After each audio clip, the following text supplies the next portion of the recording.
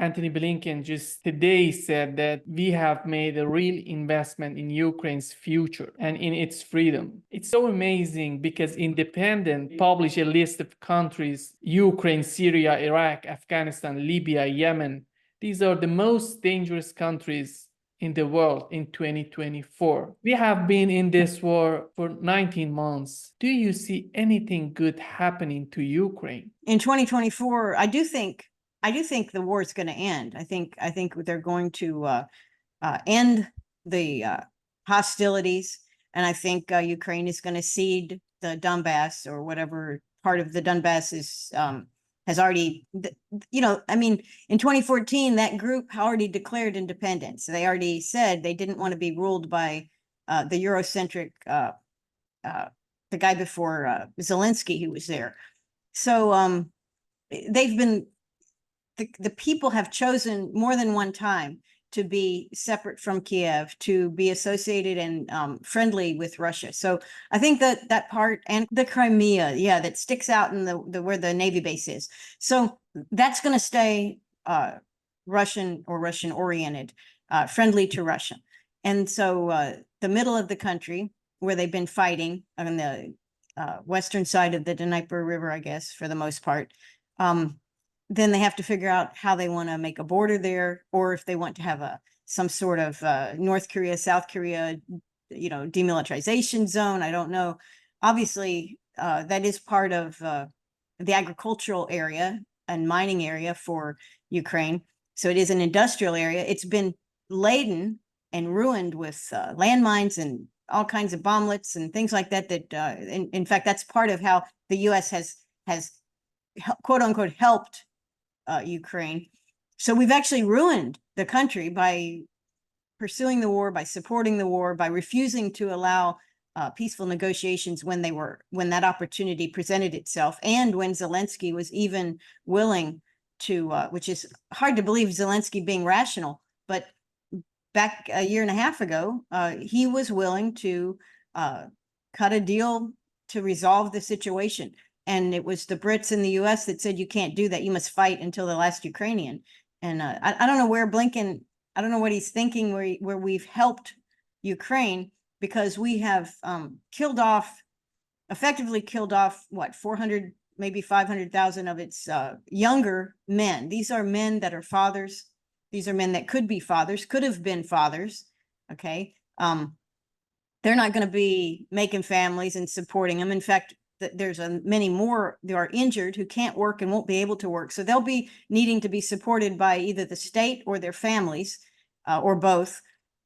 We've what, 10 million or more Ukrainians have left and flowed into Europe as immigrants or refugees. Many of those don't want to come back to Ukraine. Why would you want to? I mean, of course you love your country, but it has been environmentally ruined over this war. Infrastructure wise, the Russians have been quasi careful in not destroying the infrastructure of major Ukrainian cities. And this is something they chose to do. They didn't have to be like that. Obviously, we can talk about Israel and how if you choose to destroy city and urban infrastructure, you can do that. Israel's doing it right now in Gaza. The Russians chose not to do that in the major cities of Western Ukraine. So there is a little bit to go back to, but where the war has been fought, where the mines are laid, where the destruction has been done, where the people's homes and livelihood has been eviscerated because of war, that's a lot of work to go back to that and rebuild. So I'm sure some Ukrainians will want to do that, but many of them have already identified their desires to stay in Europe or to stay where they are and not go back. So I don't see how that helps Ukraine. When you kill off the young men, you run off the women and children, sometimes forever, they won't return. You've drastically reduced the population of Ukrainians who can rebuild the country. You can give money. Money doesn't bring you people. You can't buy people, and you can't make people with money. That is a totally irreplaceable asset, and we've helped decimate that for Ukraine. The strong folks, the young folks, the people with dreams. Old people yes, they have dreams, but they're not the same kinds of dreams. They dream they die before it gets worse. You know, young people have dreams of building. Well, they've decimated their younger population. So that's not helping. We've harmed Ukraine almost irreversibly. I think it will take a good generation before you see the country rebuild in terms of a societal and human way.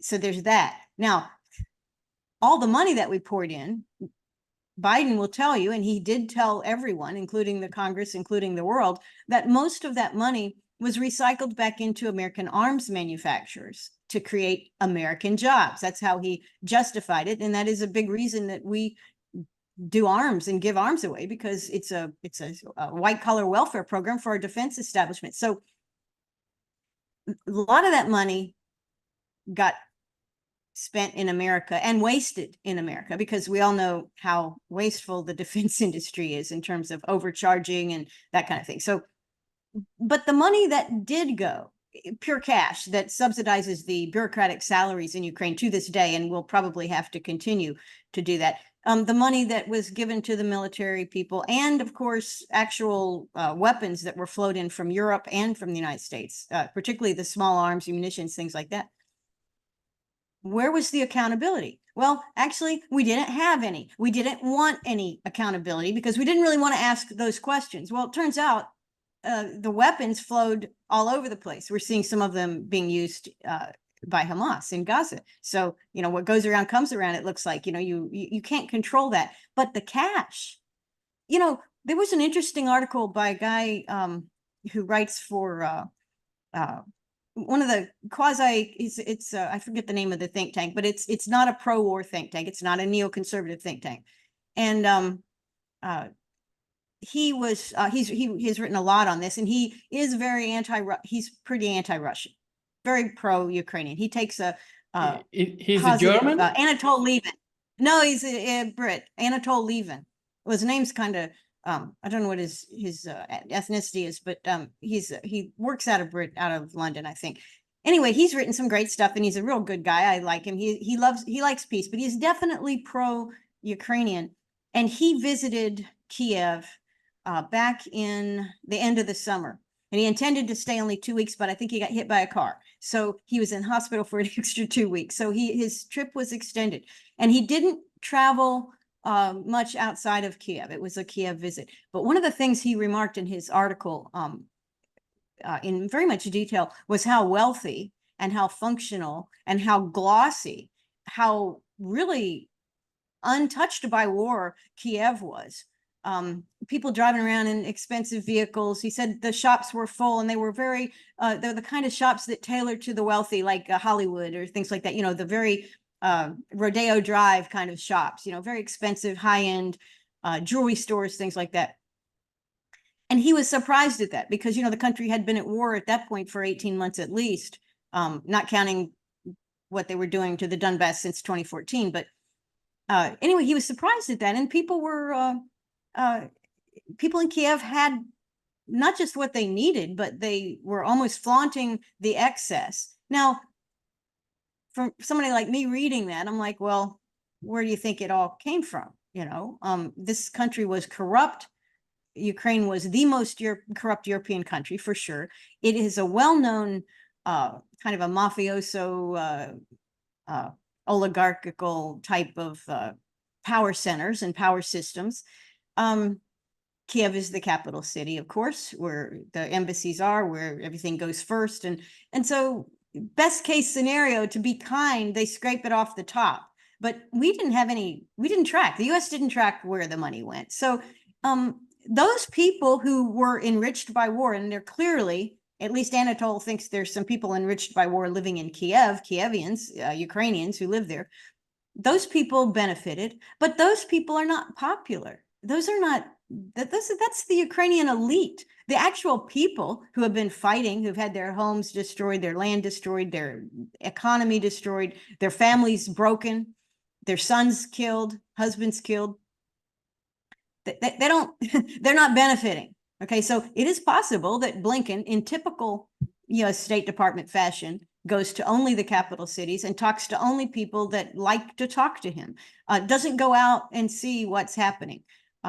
Now, we know Zelensky doesn't allow clear reporting out of Ukraine. I mean, he's got reporters in jail. He has eliminated certain political parties that might produce critical information or objective information. So, yeah, I think Blinken may be, as he is with Israel, as most of our American policymakers are, very ill-informed, and they have no excuse, because the most casual person knows if you want to know what's happening, you have to go out. You have to go out to different places in a country. You have to talk to regular people. And they don't do that. So maybe that's why he thinks they're benefiting, because the elites and the oligarchs have made money over the past 24 months and hope to continue to make money. And there's no doubt Zelensky has made money. I mean, I don't know how many houses he has. He had to go to one of them and stay there. But it's very false idea that what we have given Ukraine has helped them. Now, to be fair, the State Department constantly says, so does Biden, so does the military, oh, if we didn't help Ukraine stop Russia, Russia would be in Paris. Russia would own the full continent. Okay, never.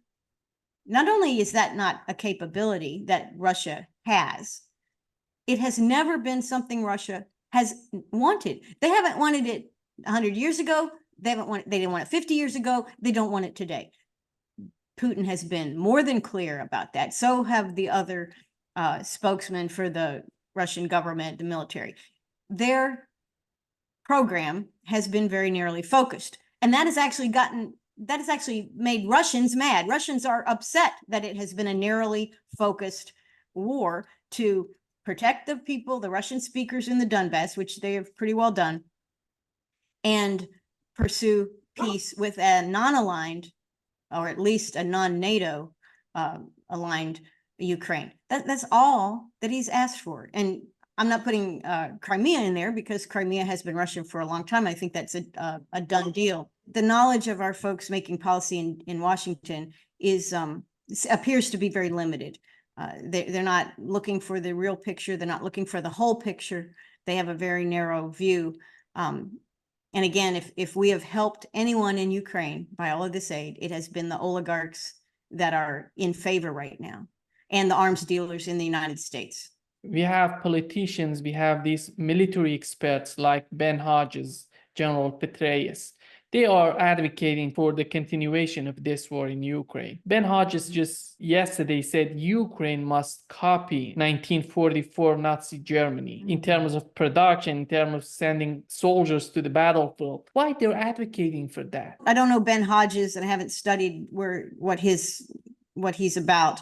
But Petraeus, of course, as we know, has been a hanger-on and a puppet of the neoconservative governments, whether it's Obama or Bush, whatever. This is where he has his loyalty and his focus, and he's also very connected to military-industrial establishment companies. I don't know which particular ones, but I'm pretty sure he sits on a few boards and a few think tanks that are funded by these same defense companies. So for him, if the federal government, if the Congress will give taxpayer money or borrowed money to Ukraine or to defense companies in America to give stuff to Ukraine, that this makes money for him.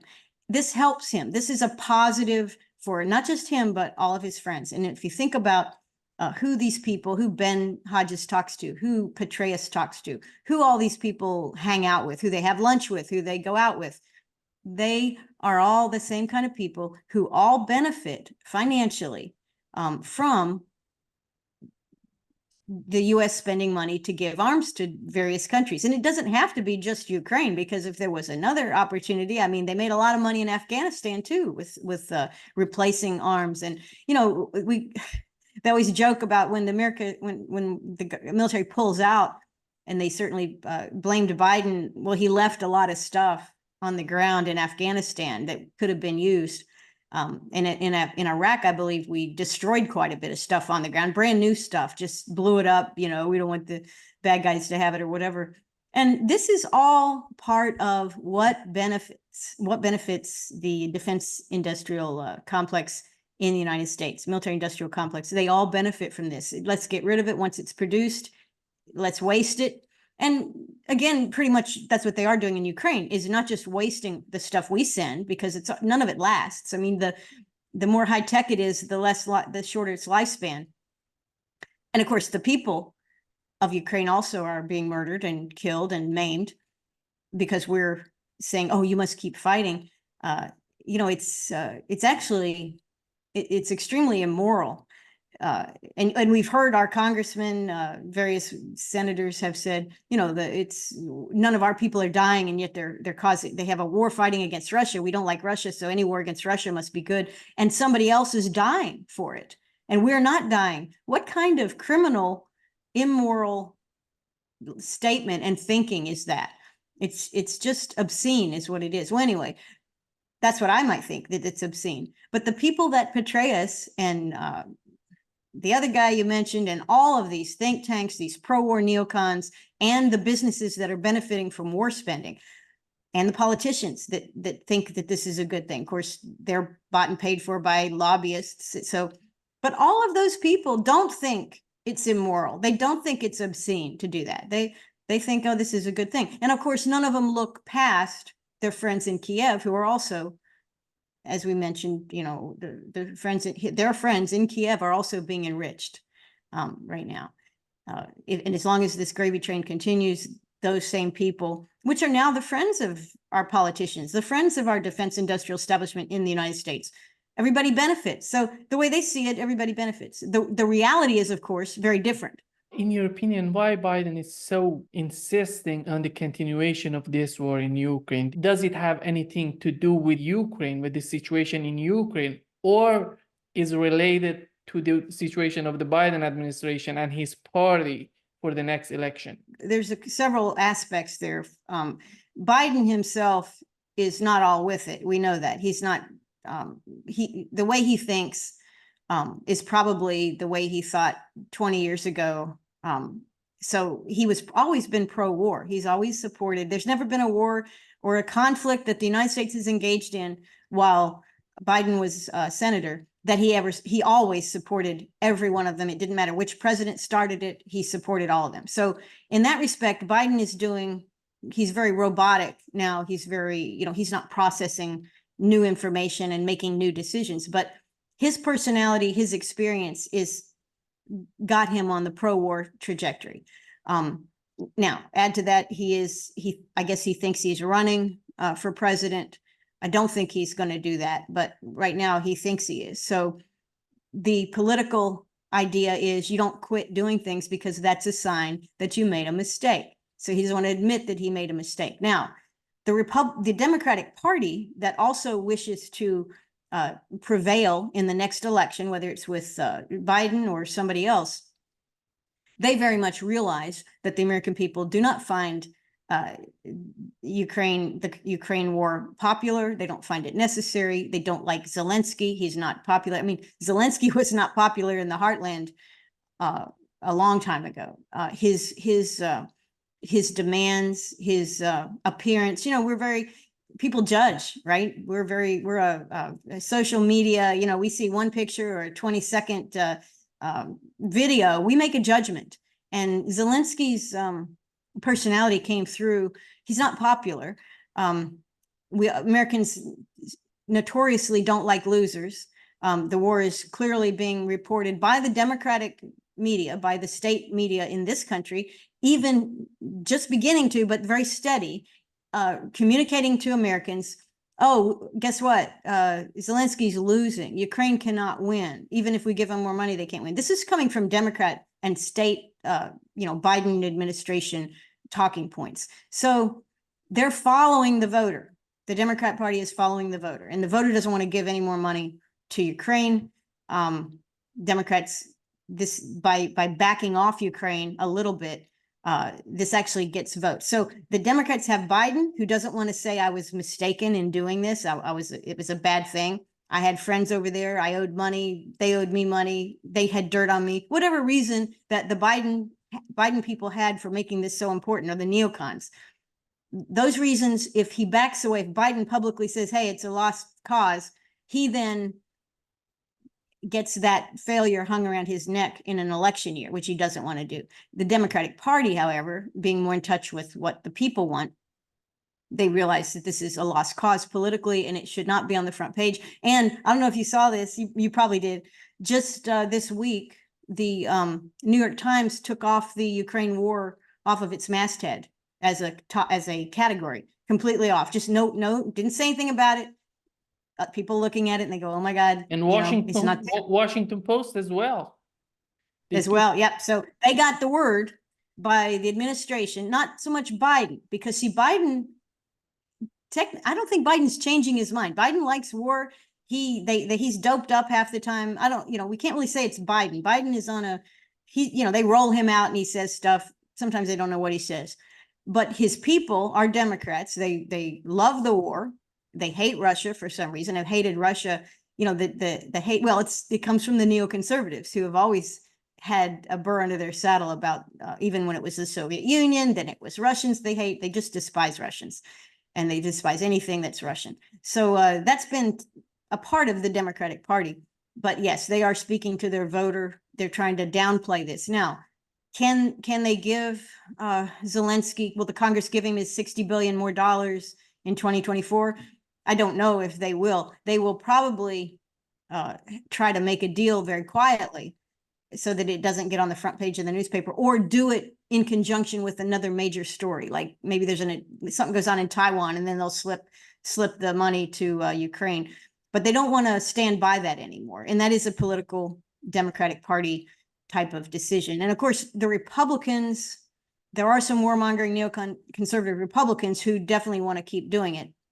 Lindsey Graham, people like that. But nobody likes, they're not popular in the Republican Party. So the average Republican, and you can kind of see this if you look at the polls for Trump, the average Republican likes Trump, or he likes Nikki Haley, who's a neocon, or they like the Florida guy, DeSantis, or they like Ramaswamy. But if you take Ramaswamy and Trump, very vocal against the war.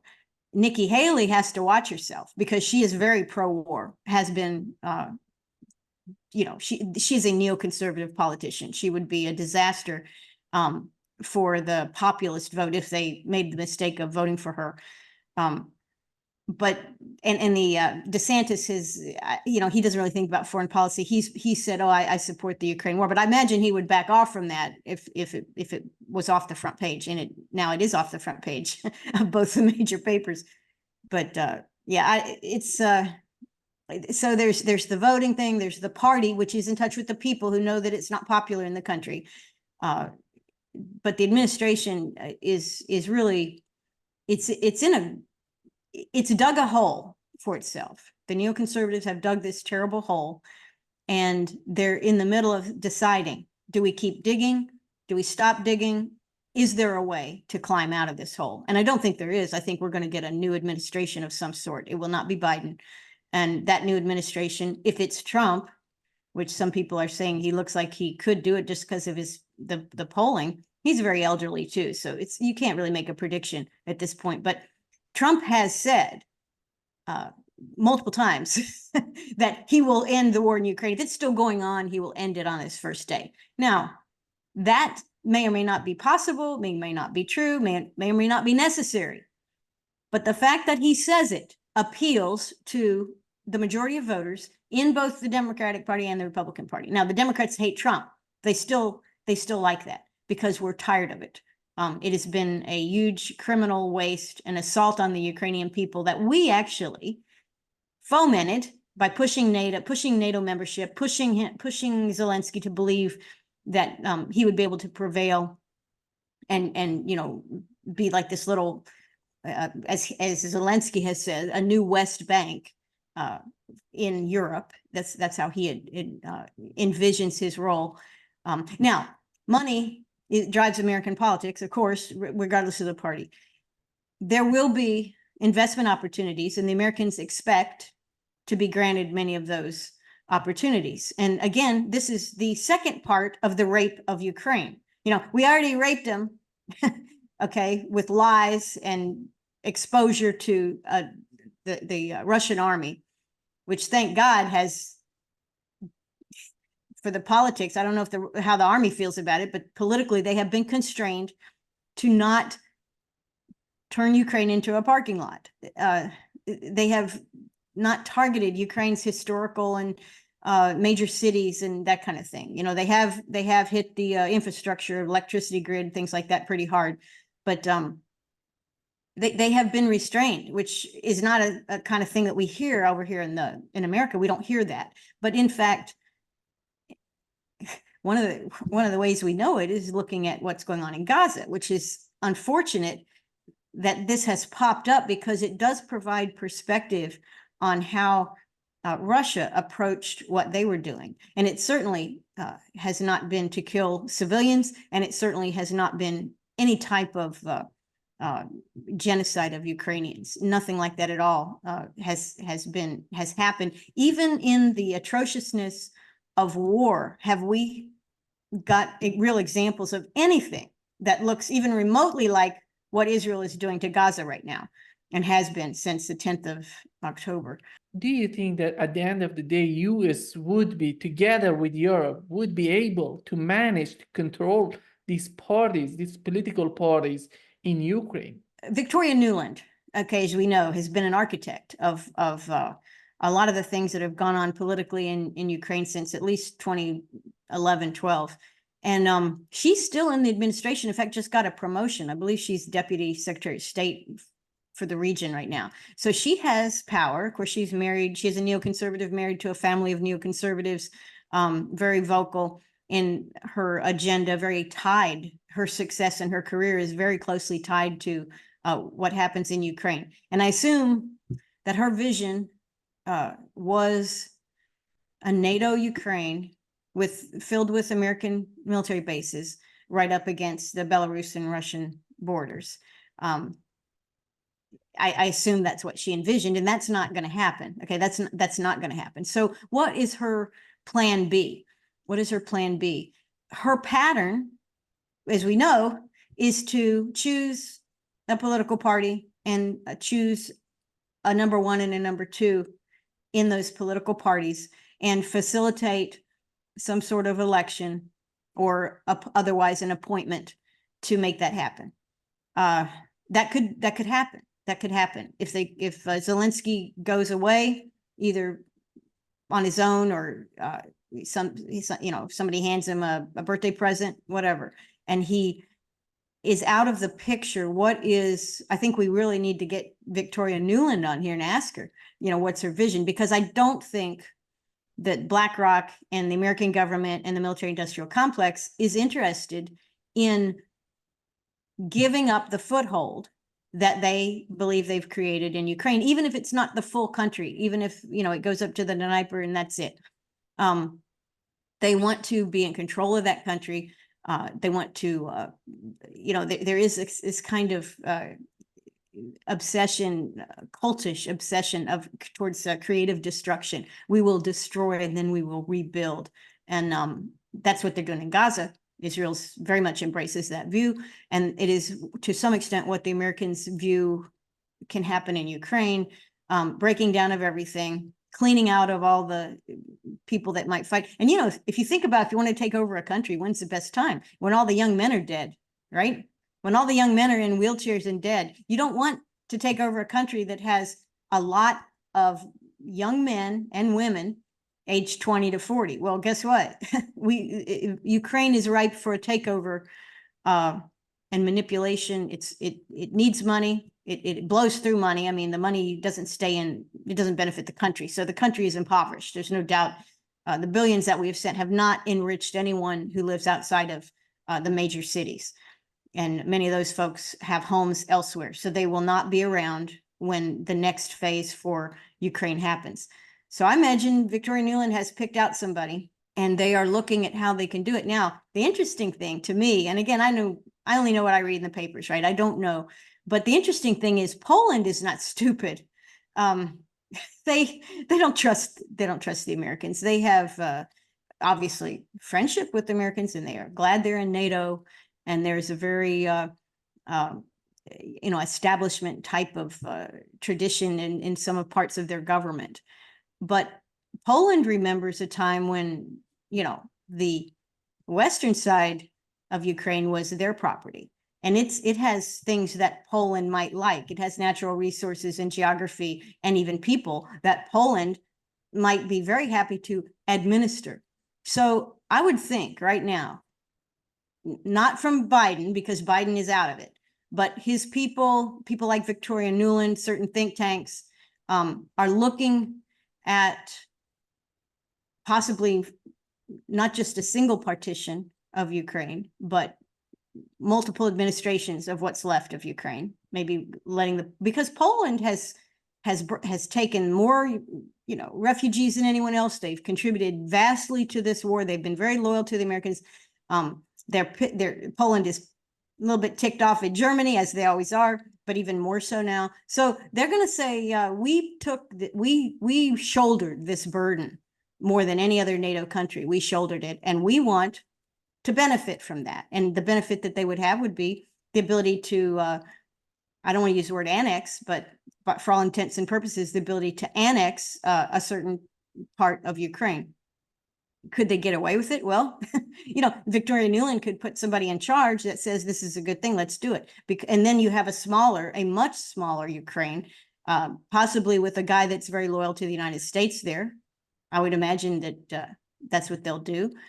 Even if it's not a NATO country, even if it's going to be non-aligned, I'm trying to get inside of Victoria Nuland's head. Nothing is non-aligned. If she has something to do with it, it's going to be aligned with the United States. So if that happens, if we have the ability to do that, to manipulate that with the CIA, with our control of media, with some money, then that could happen. Now, I don't know what the Ukrainians want. They see Zelensky's popularity is decreased, but can you trust the polls? Because everybody who criticizes him goes to jail or gets their church banned or gets their political party banned. It's not, I'm not sure if people feel free in Ukraine to say what they really think. And I imagine most of them just want the war to end. So, and they want to rebuild in one way or another. And I also know that Ukrainians more than anyone recognize who profited from this war. And it's the elites, the oligarchs and the elites in Kiev, in the other major cities. They profited from war. What did the average guy do? Well, they lost 2 kids and have another one crippled. Their daughters went to Germany or Spain and they're not coming back. That's what they got from it. So I can't see if there was a free election that anybody remotely pro-America would be elected. That's not to say Victoria Nuland wouldn't try to do that. It seems that we are at the final stages of this war in Ukraine. It's just impossible Ukraine continue this war. Putin, in his recent press conference, talked about the sabotage of the Nord Stream pipeline. He said that most probably the United States was behind this incident. And after that, he said something amazing, that he is willing to negotiate with the United States. He's willing to rebuild its relations, the Russian relation with the United States. It's a tremendous opportunity to rebuild these relations between United States and Russia. And even it gets much more easier to think about Ukraine, to rebuild Ukraine. I can't see any person in the Biden administration that would be willing to do that. However, the most easy to understand person in the Biden administration to me is the Secretary of Defense. He has been kind of like the front man for rational thinking, even though by our standards it's still irrational. But he has been kind of, I know on the Gaza thing, he was highly criticized when he said that Netanyahu and Israel were making a huge strategic error.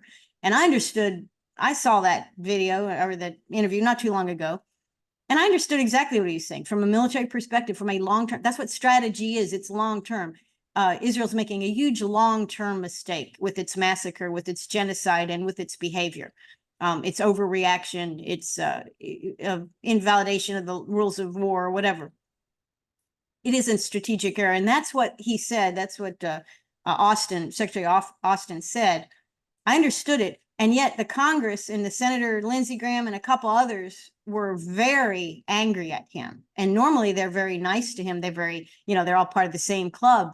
But they reacted very angrily, saying, I can't believe Austin said that. That, of course, it's not a strategic error. Well, so I think Austin, who looks at the U.S. military, which is smaller in terms of people than it has been in, I think, 25 years, we don't need as many people, but we certainly aren't able to recruit the kind of people that they want to maintain the force.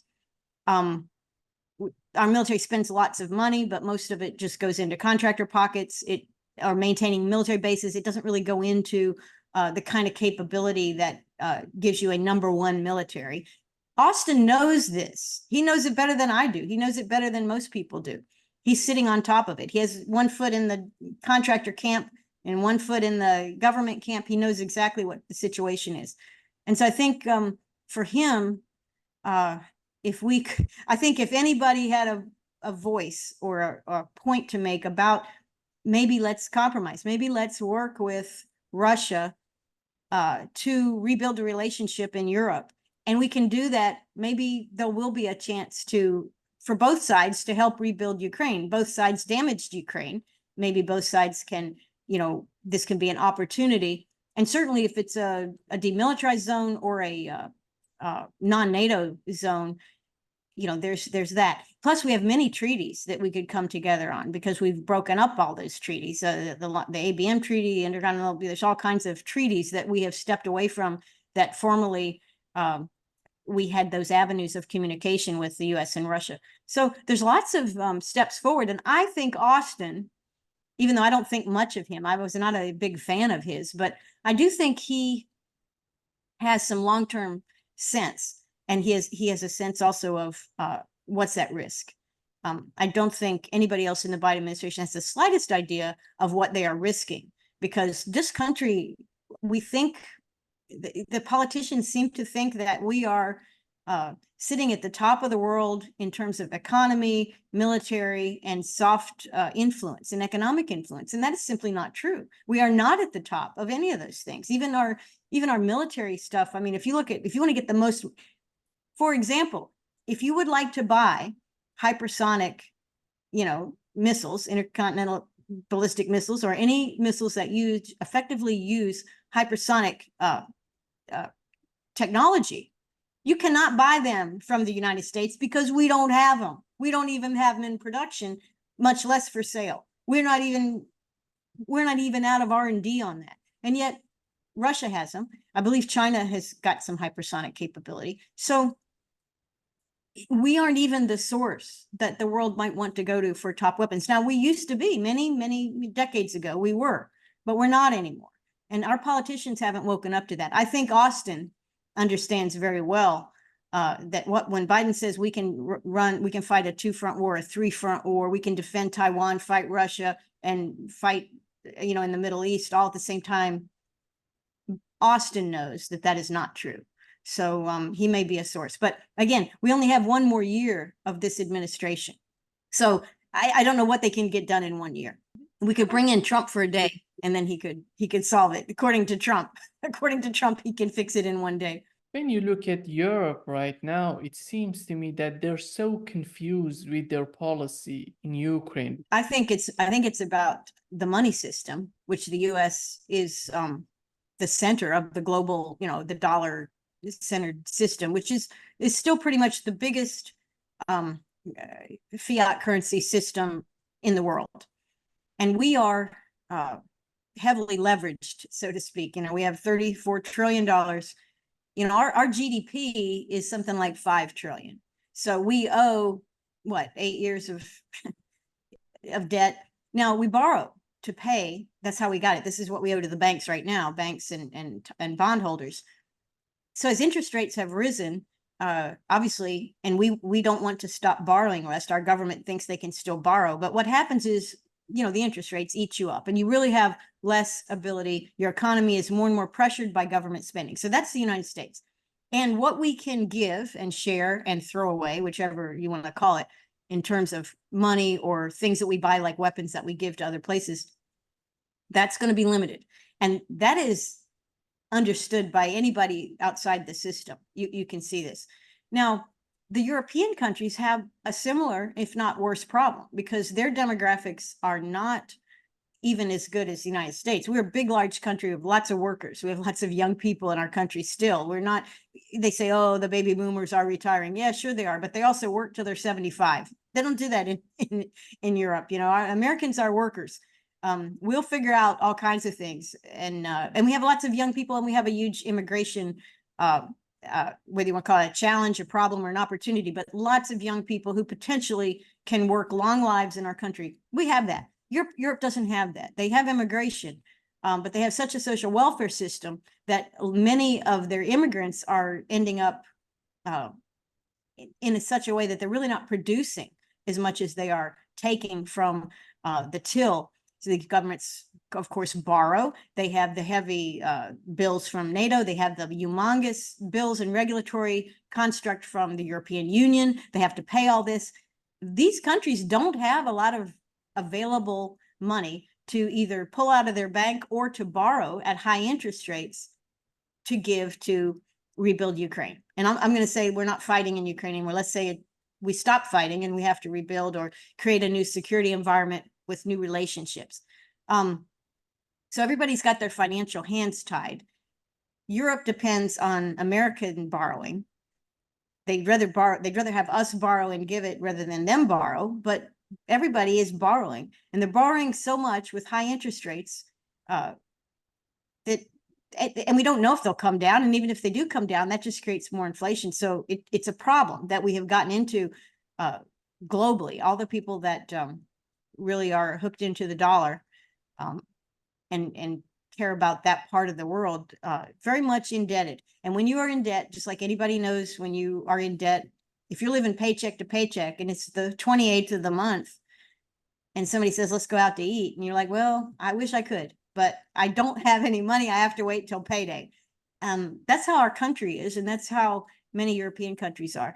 The other thing is, I think the governments of these countries are, of course, they're all parliamentarian run. They're all multiple, you know, people do have voices in Europe. Political parties get a say, you know, they make alliances, you know, with that system, whereas we have more of a two-party combat situation with a single uniparty that continues the policies in Washington. But in Europe,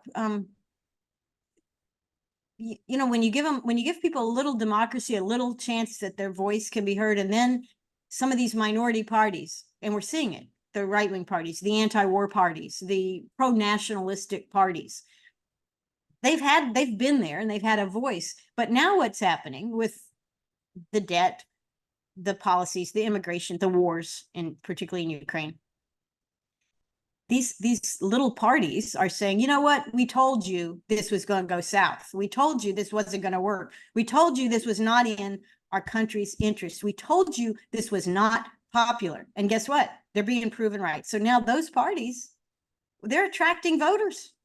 So it can be, and very much probably will be, that we will see Europe both tightening its belt because it has to, but also choosing to be more nationalistic than universal, more pro their country and their country's economy and their country's interest, rather than paying dues to the EU and letting NATO tell them what wars they will go into.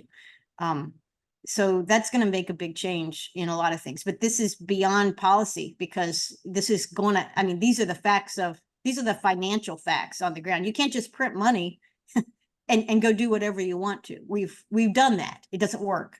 So I think for Europe, and again, if they can't defend themselves or aren't willing to, or just can't borrow to help spend the money in Europe, they will look to the United States, or ideally open up the doors, you know, put the past behind them, buy some Russian gas, you know, work with the Chinese on industrial and trade, whatever it is. But right now, you know, we see the current leadership is very much just like Joe Biden, and they don't have Biden's excuse. Biden is senile. They're not. And yet they're locked in lockstep with the neoconservative view, anti-Russian, don't let China rise. China does everything for the world in terms of production. Our quality of life in the rest of the world, we need to thank China for that. It's not always going to be that way. As China, has to pay its people more and develops its own domestic economy.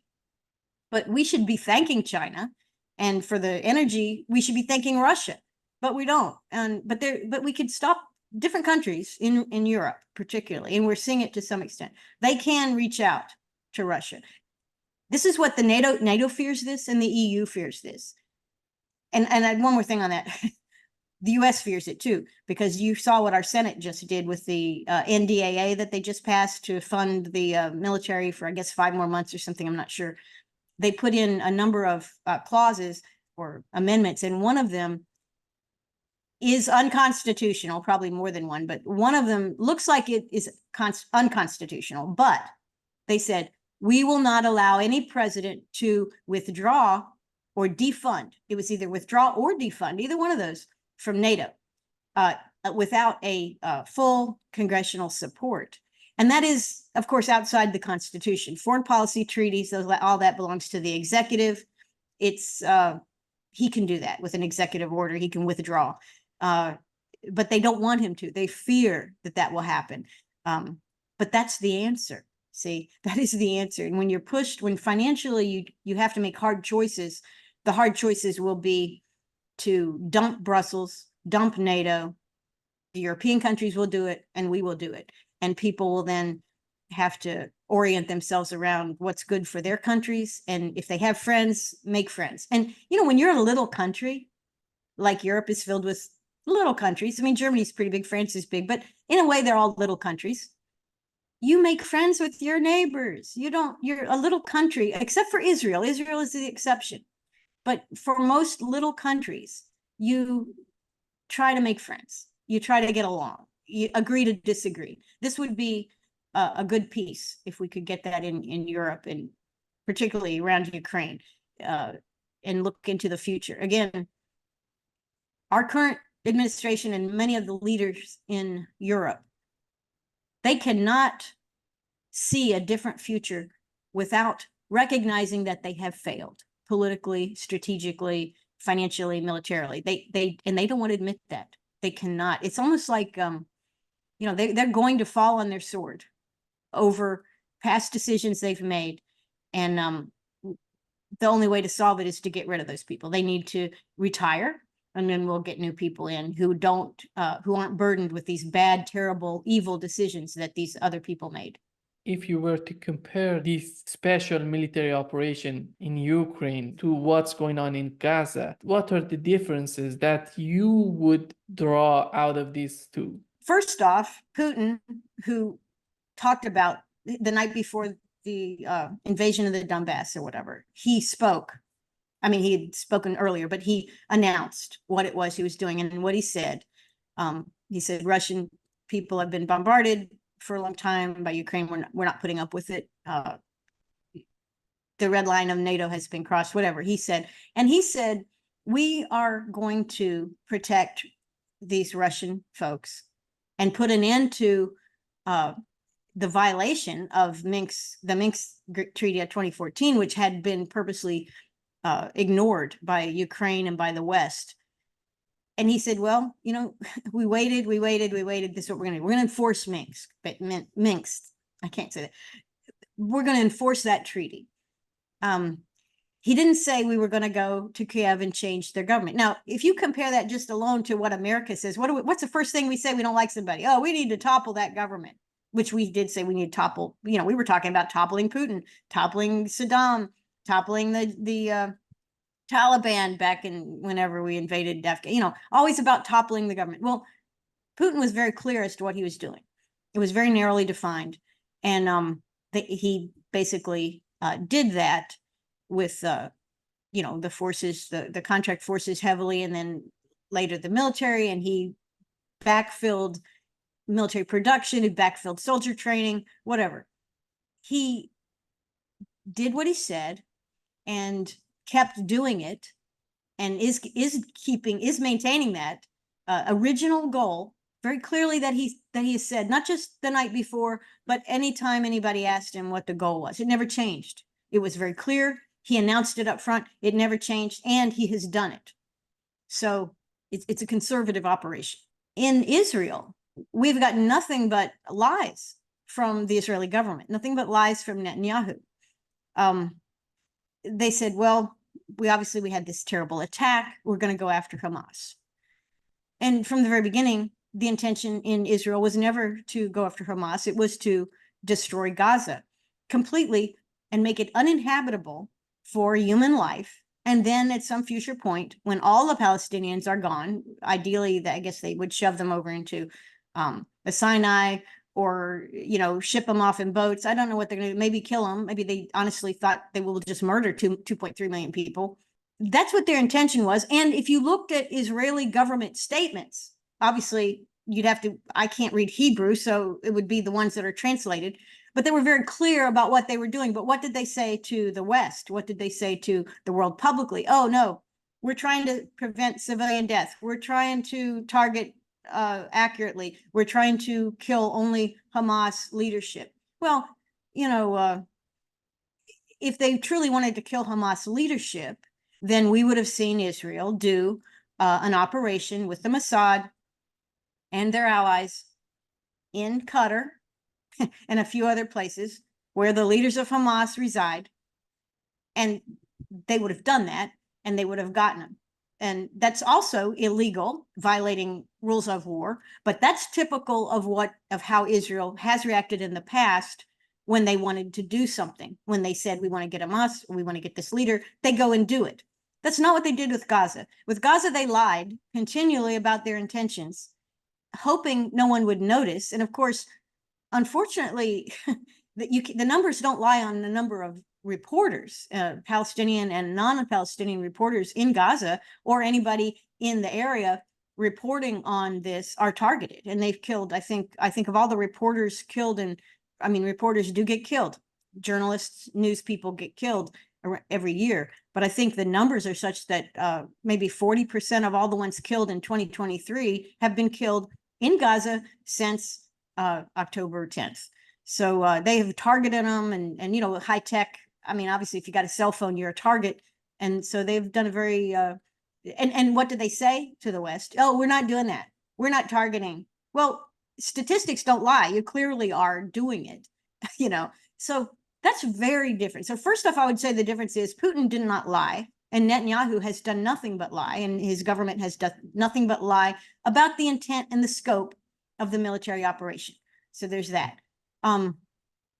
Obviously, I think Putin's army, the Russian army and the Russian capability to wage war is much larger than what Israel is bringing to bear in Gaza. And Gaza, of course, is only, I think, 22, 23 square miles. I'm not sure.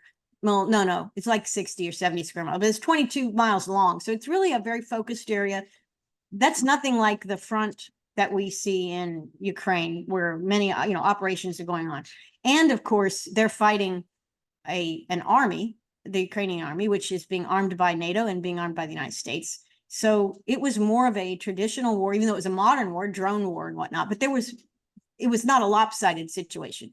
So it was a more even thing. And Russia could have, had they not stuck with their conservative SMO definition, which they have stood by from day one to this day, it could have been a much bloodier war. And certainly we know from the percentage of civilians slaughtered, from the absence of destruction of major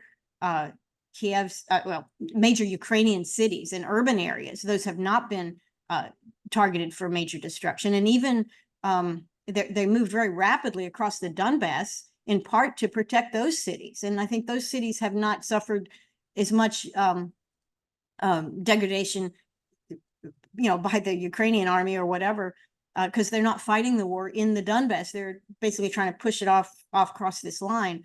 So the degree of destruction is very different.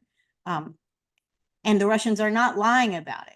I think the Americans might be lying about, what the Russians are doing, what the Ukrainians are doing, how many are dying. We're starting to get better information now that the mainstream media in the West has decided it's a lost cause. So now they are gathering information that many of us who have been watching it kind of aren't surprised by. We kind of knew what the numbers were.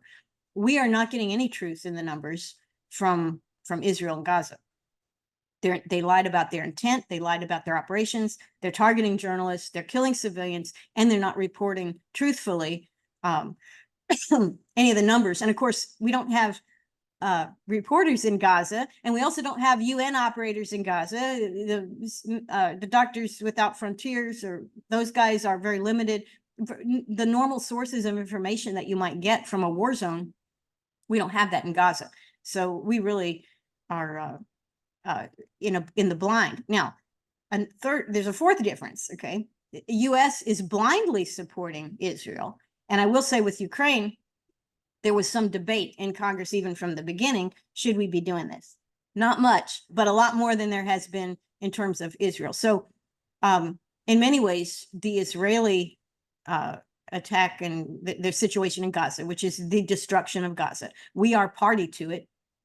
We already had heavily armed Israel, and we're flowing the very weapons that they're using. In fact, one of their generals said, if we cut that off today, I mean, today, they would fight one more day and that's it. The flow is coming in. And I know technology-wise, I think they're flying F-35s, which is our newest fighter. They have 2 squadrons of F-35s, but the F-35, of course, it's a stealth aircraft, and it has a lot of maintenance problems and a lot of issues. It doesn't like to fly in bad weather, all this stuff. Very, very not robust, I don't think. Now, the U.S. has advance flowed in literally tons of repair parts. They've got a software team in Israel constantly doing software uploads to the system, because it's very high tech with the computers and the targeting and everything. We are involved directly in making sure that airplane can do what? Can fly over a 22-mile strip, or maybe even stand off outside of that war zone and bomb buildings that aren't shooting back at them. And if they were, they wouldn't hit them because it's a F-35 and it's far away. So, and we have other protective things protecting that aircraft. So that's not even a war. That's shooting fish in a barrel with a very expensive piece of machinery.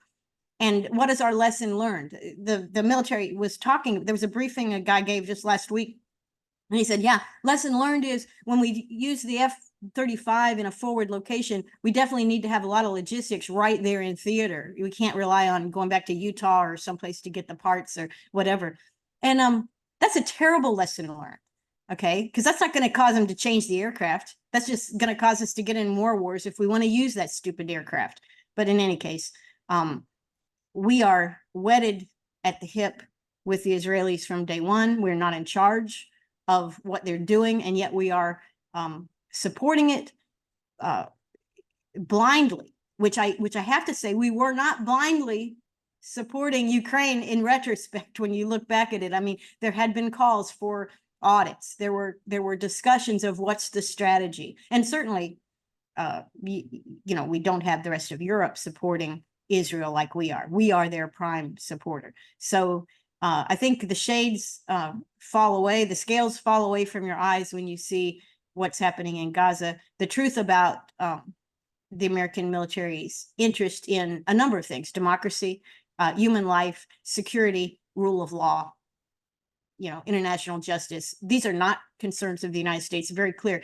We can make the case that we could see that in Ukraine. We could see some debate in Ukraine, some ideas of what's the strategy. I mean, Zelensky addressed Congress. It was such a joke when he's done it in the past. It was so horrendous to an average American to see this guy, to see our Congress filled with, Ukrainian flags and just worshiping this guy.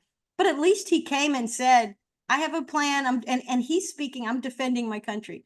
I don't think with Israel, they say it's a defensive war, but really it's a slaughter. It's a planned slaughter. Probably, unfortunately, I think when the truth comes out, it'll be very much like 9/11.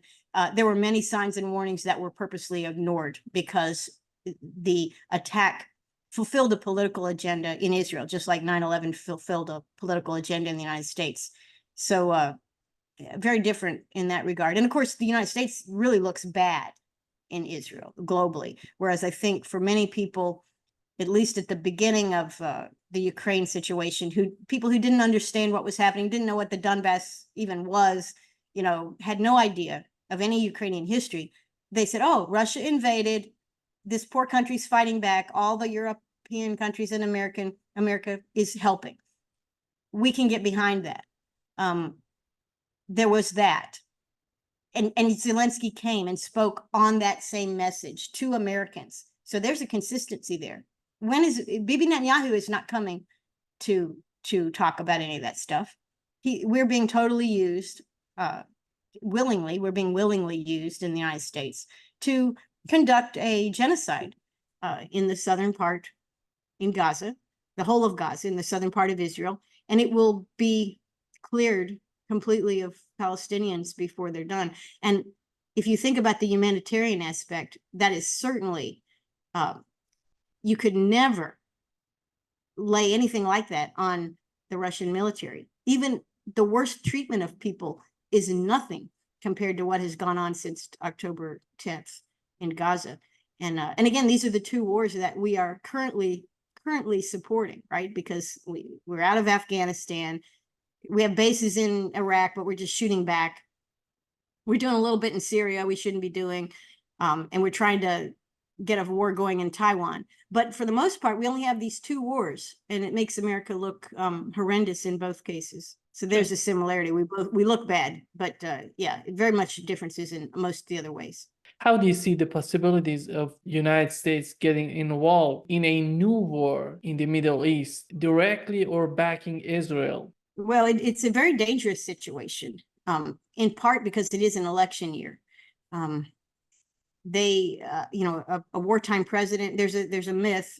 I don't know if it's a myth. I think it's a myth, but there's this idea that if a wartime president will be reelected because he's leading, and you don't want to switch horses in the middle of a war.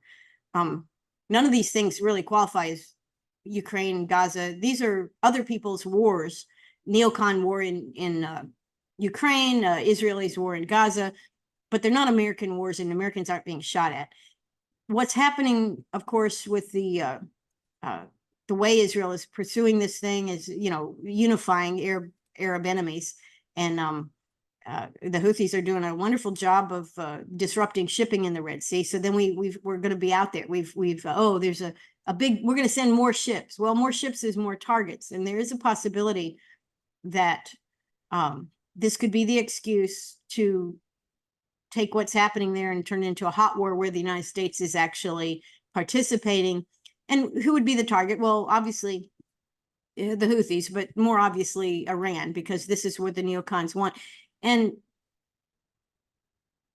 if something like that happened, it could be seen as politically positive for the Democrats in this country, because it would strengthen the Biden presidency and strengthen Biden's chances. And war always causes people to come together behind people, even if they disagree with it. I mean, it's a unifying thing. It's a false concept, but it seems to politically unify people, especially if Americans die. And it wouldn't take much. We have that many people in these ships, which are poorly protected. Even our carriers are, in the modern sea battles, our carriers are sitting ducks. Anybody's carriers are sitting ducks. I mean, it's just, this is the nature of the beast right now. So yeah, I mean, I could see it politically being feasible to engage in a hot war. Now, it would have to be short, because we don't have any parts. We can't sustain it. But our politicians are not very smart. So they may feel this would be the thing. And then, of course, there's always the nuclear option, which we all hope and pray that would not be something. I think there are some sectors of Washington, D.C. that would like to see that. And that's very dangerous. Now, in reality, because I'm an American, I think we make the world go round, right? Americans, we're the center of the universe. Okay. I think, and I hope that China, Russia, India, the major players, European players, even the French guy, even him, different ones they understand, they recognize the problems that can be caused. and will form kind of a cushion that will prevent war in the Middle East. And I'm hoping that's what happens, because the United States is certainly not able right now, or even in the next 5 years, to sustain anything like that. That would be, we can't afford it. We don't have the men and materials, men, women, and materials to do it. So it's not a good idea. Politically, it's dangerous because it's an election year, and we have a very unpopular president. And these are the worst kind, the unpopular, crazy presidents facing an election. Very dangerous time. I think just like, we call our country a banana republic sometimes, and we're certainly seeing similarities that we never would have thought possible in this country in terms of how we're dealing with our democracy and our politics. So anything's possible in 2024. Yeah, I think if it's possible, the kinds of things you see a third world, what we used to call third world countries, or a very badly governed totalitarian state, or two parties that hate each other and murder each other all the time.